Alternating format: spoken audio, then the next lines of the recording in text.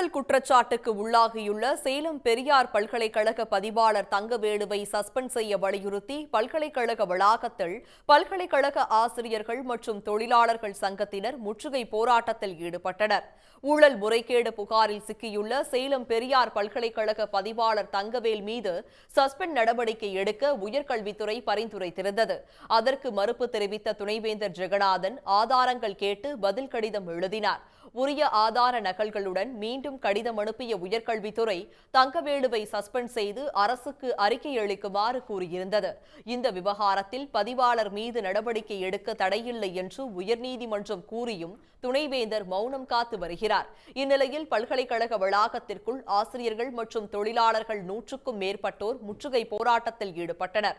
அப்போது அரசு உத்தரவை பின்பற்றாத சேலம் பெரியார் பல்கலைக்கழக துணைவேந்தர் மீது கடுமையான நடவடிக்கை எடுக்க வேண்டும் என்றும் அவர்கள் வலியுறுத்தினர்.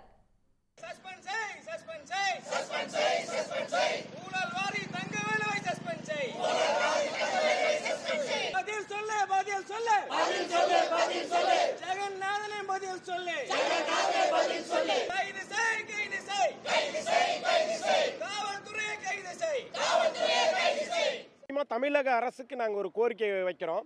அதாவது மக்களால் தேர்ந்தெடுக்கப்பட்ட ஒரு அரசு ஒரு உத்தரவை பிறப்பிக்குது.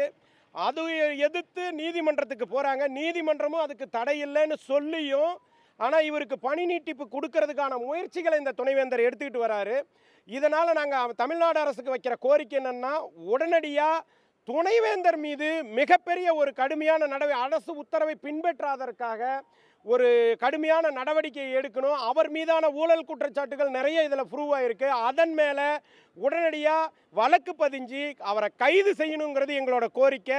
துணைவேந்தரோட சேர்த்து தங்கவேலும் கூட்டாக இருக்கிறதுனால தான் அவர் பார்த்திங்கன்னா அவரை நடவடிக்கை எடுக்க மறுக்கிறாரு, சஸ்பெண்ட் பண்ண மறுக்கிறாரு. எல்லாருமே இங்கே அரசு ஊழியர்கள் தான். இந்த ஊதியத்தை முழுக்க முழுக்க வழங்கக்கூடியது அரசு மட்டும்தான். அரசினுடைய சம்பளத்தை வாங்கிக்கிட்டு அரசினுடைய உத்தரவை மதிக்காமல் செயல்படுறேன்னு சொல்கிறது இது அரசுக்கே விடக்கூடிய சவால்.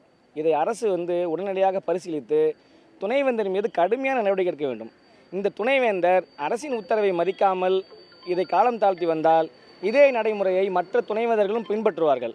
இதனால் மக்களால் தேர்ந்தெடுக்கப்பட்ட அரசுக்கு மிகப்பெரிய சவாலாக இருக்கும் என்பதையே எங்கள் சங்கம் கருதுகிறது. ஆகவே இதனை ஒரு போர்க்கால அடிப்படையில் அரசு செயல்பட்டு அரசின் உத்தரவை மதிக்காத இந்த துணைவேந்தர் மீது உடனடியாக நடவடிக்கை எடுக்க வேண்டும்.